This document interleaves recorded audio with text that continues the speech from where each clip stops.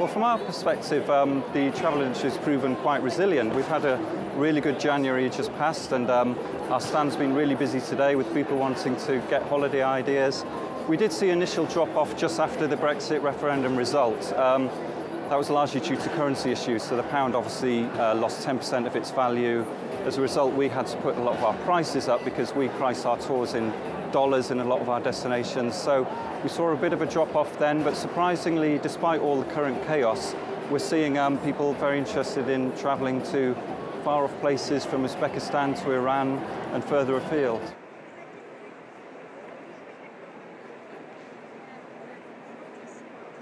Yes, well, I'm not sure whether it's related to the current Brexit issue, but we certainly are seeing areas outside Europe growing in popularity, from the Silk Road and the Middle East to Latin America as well. Quite why people are shifting their focus away from Europe and into these areas, I'm not quite sure whether it's related or whether it's just trend.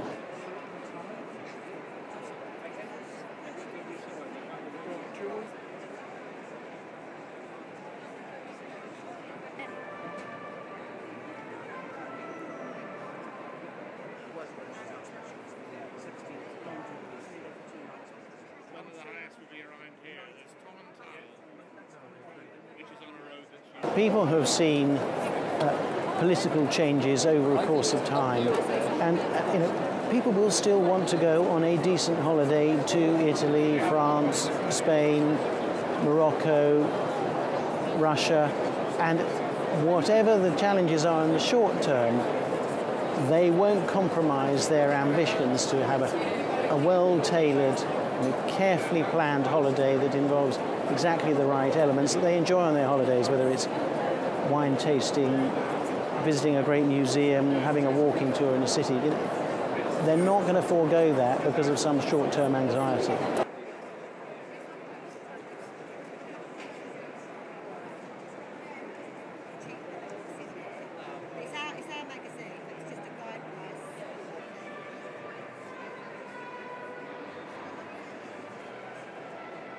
What the EU has said is that you need at least 6 months on your passport. Technically, if in fact the passport you're holding now was issued prior to its expiry, you have to add on those months onto the 6 months period. So you may find yourself having to need 10 months, 9 months, 15 months. So you have to make sure exactly where you stand by going onto the government website, putting in the details of your passport, and then literally you will be told when you have to renew.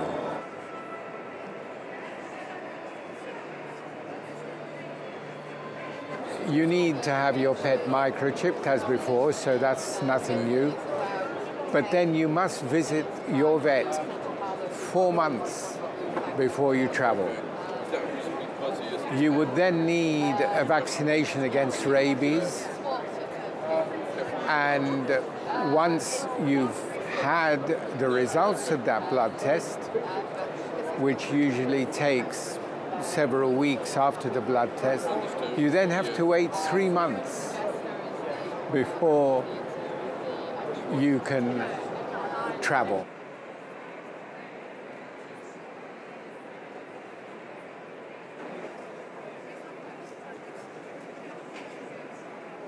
Maybe initially, the first few days we'll see difficulties, but after that, people will just adjust and the countries will adjust, because the last thing they want to do is to put people off going.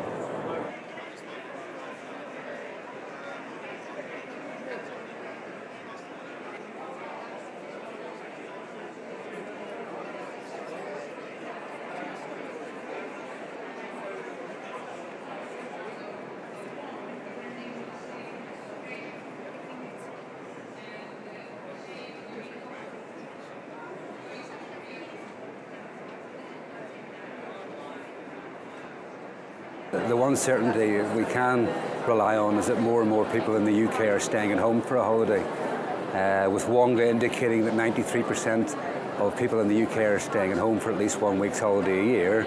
and that accounts for £13 billion staying within the UK and wider island economies. So as far as we're concerned, we're looking to see a further growth in numbers with people staying at home because of safety and security reasons, but also exchange rate reasons.